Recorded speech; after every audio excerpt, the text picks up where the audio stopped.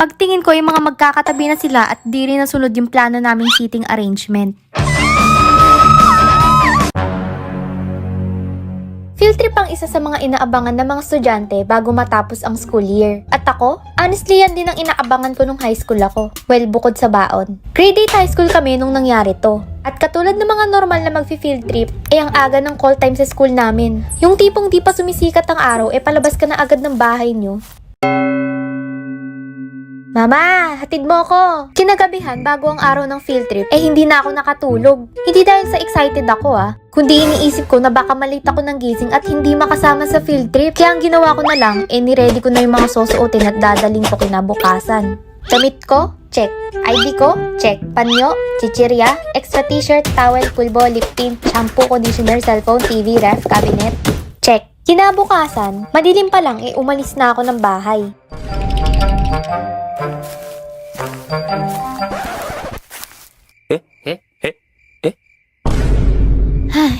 Teka, nakalimutan ko ba ID ko? At pagdating ko ng school, andun na yung samot-sarang estudyante at mga ibang kaklase ko na excited na naghihintay sumakay ng bus. At habang naghihintay sa oras ng pag-alis, nagpicture-picture muna kami.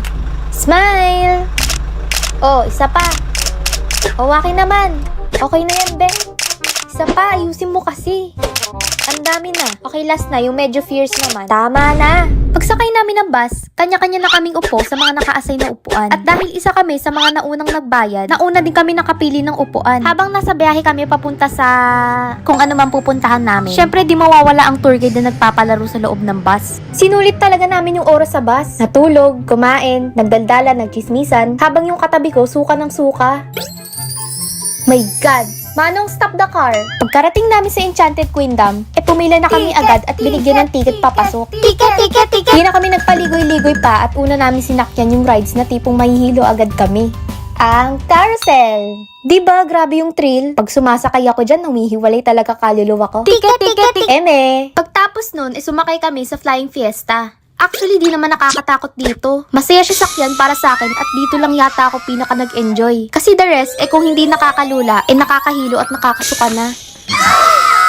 Ano ba maganda dyan? Nag-e-enjoy lang ata mga tao dyan para mahilo Sumama ako sa kanila sa Anchor's Havay. Nakasakay na ako dito dati ilang beses na. Kasama sila mama, kasama yung pinsan ko, kasama yung tita at pinsan ko, kasama yung tita pinsan ko at si mama.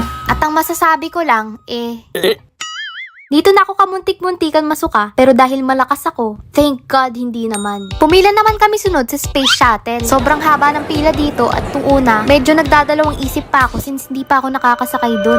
At isa pa, pinagsabihan ako ni mama na wag sasakay sa mga matataas na rides. O anak, wag kang sasakay sa mga matataas na rides ha, sinasabi ko sa'yo. Opo ma. Mga ma'am, sir, wag tatanggalin ng seatbelt hanggat di sinasabi po ha. Nasa pila pa lang kami, nag-usap-usap na kami sino-sino yung magkakatabi. Basta kami magkatabi Sige, basta kami sa likod. May katabi na ako. Ma'am, pakilagay na lang po ng gamit doon. Saan doon? Doon.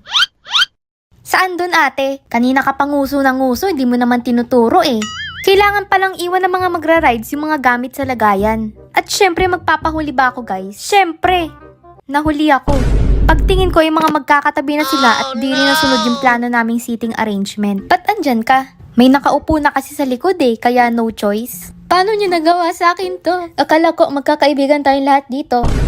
Tinignan ko saan pwedeng umupo at kung sinuswerte ka nga naman. Sa pinakaunahan na lang bakante ang upuan. Back out na ako guys. Loh, KJ to. Diyan ka na umupo sa unahan. Di ka naman mamamatay dyan. Safe yan diba kuya? Opo. Diyan na po kayo umupo ma'am. Tatabihan ko kayo. At dahil dakila akong uto-uto, sumakay ako. Nung umandar na onti-onti yung sinasakyan namin, tsaka ako lang na-realize na hindi pala sumakay si kuya.